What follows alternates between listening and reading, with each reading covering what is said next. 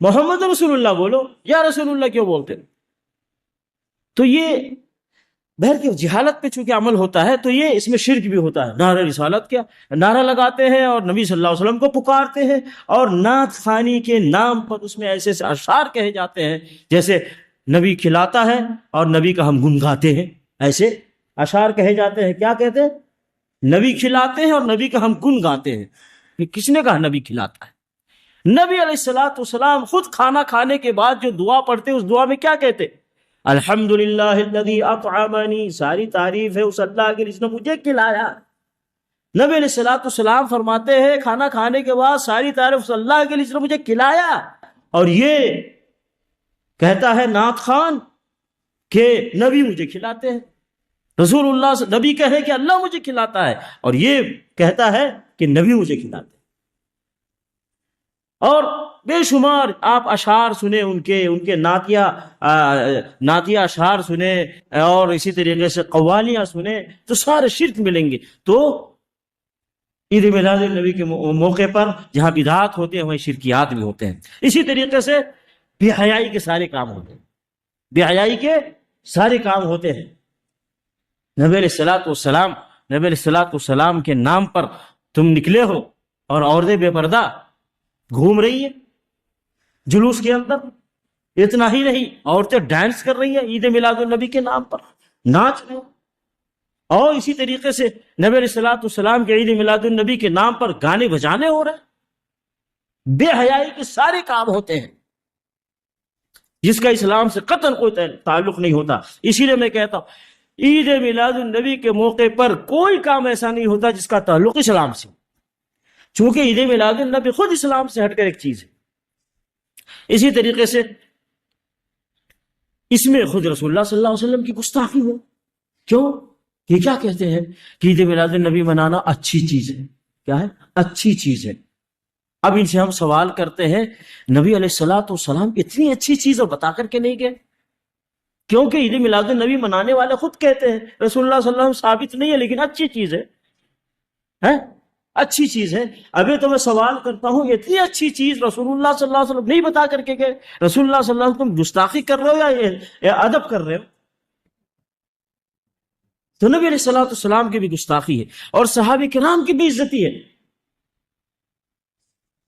ابو بکر صدیق رضی اللہ تعالیٰ عنہ 2 سال حاکم رہے، حکمران رہے، خود پاور والے تھے، کیا اپنی حکومت میں اعلان نہیں کر سکتے تھے چلو عید میلاد النبی مناؤ سارے لوگ، چلو اس دن چھٹی رکھی جائے، جس دن عید میلاد النبی ہے اس دن چھٹی رکھی جائے، سارے کام ختم بند، اور عید میلاد النبی کے دن چھٹی بھی ہے اور چلو جلوس نکالو۔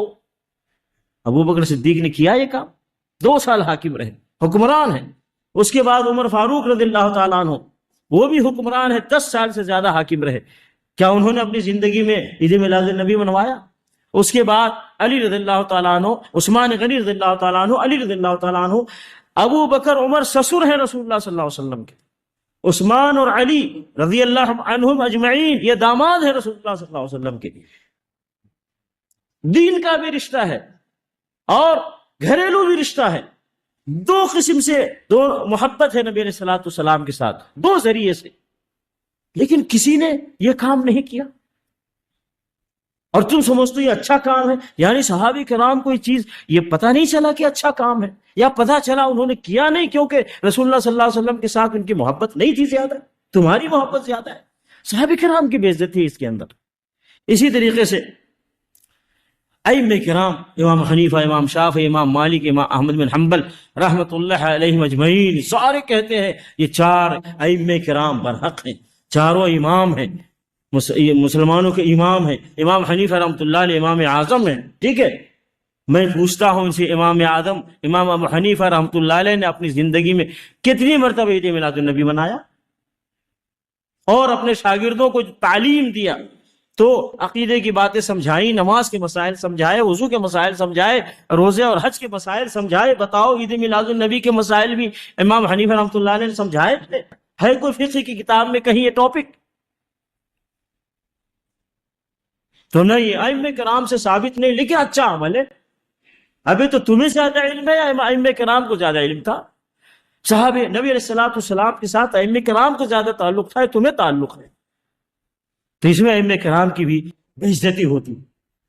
اسی طریقے سے جیسے میں نے کہا کہ اسلام کے خلاف سارے کام ہوتے ہیں، آپ خود دیکھ لیجئے گا، مؤذن اذان دے رہا ہوتا ہے حی علی الصلاح حی علی الفلاح، اور یہ جلوس والے جلوس میں بزی رہتے ہیں، جلوس میں بزی رہتے ہیں، نماز کی پرواہ نہیں، مسجد سے کوئی تعلق نہیں، جلوسوں میں مشغول ہیں صبح سے شام تک، اور پھر اس کے بعد نمازوں کو چھوڑ کر جا کر سو جاتے ہیں۔ بے نمازی کا تو فتویٰ ہے کافر ہے، من ترک الصلاۃ متعمدا فقط کفر، جو نے جان بوجھ کر نماز چھوڑ دے وہ کافر ہے۔ نماز چھوڑ کر تم نبی صلی اللہ علیہ وسلم سے محبت کے اظہار میں عید میلاد النبی منا رہے ہو، یہ کون سی محبت ہے؟ نبی علیہ السلام نے اپنی وفات سے پہلے جو آخری بات کہی تھی وہ کیا تھی؟ الصلاۃ الصلاۃ الصلاۃ، نماز کا خیال رکھنا، نماز کا خیال رکھنا، نماز کا خیال رکھنا۔ عید میلاد النبی کے نام پر خوشیاں مناتے ہو اور نماز کو ضائع کرتے ہو، جس کی اہمیت میں نبی صلی اللہ علیہ وسلم نے آخر میں نماز کی اہمیت کی بات کی۔ تو بار بار میں وہی کہتا ہوں کہ عید میلاد النبی میں سارے کام ہوتے ہیں، لیکن اسلام کا کوئی کام نہیں، دین کا کوئی کام نہیں ہوتا، اللہ اور اللہ کے رسول صلی اللہ علیہ وسلم کے فرمان کے مطابق کوئی کام نہیں، ساری مخالفت ہوتی۔